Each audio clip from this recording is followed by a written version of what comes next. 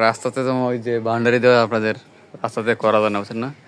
আর এইভাবে করলে একসাথে করলে ভিডিও করাটা এইভাবে করলে মোটামুটি দেখা যায়। এই যে রঘুনাথগড় সুন্দর করে দেখা গেছে। আর এদিকে আকাশের গড়টাও দেখা গেছে।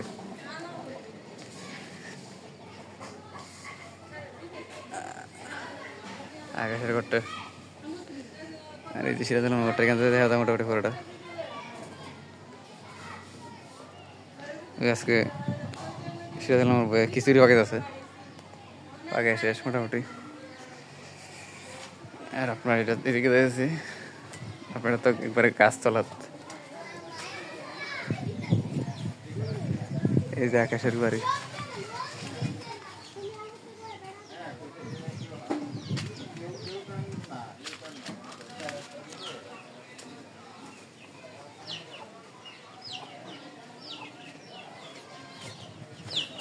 আপনারা দেখেছি।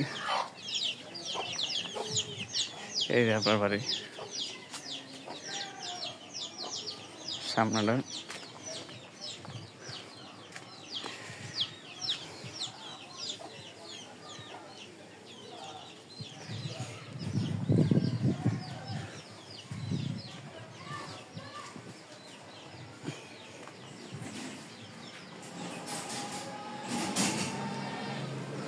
এই যে এখানে মোটামুটি ওটা দেখা যায়।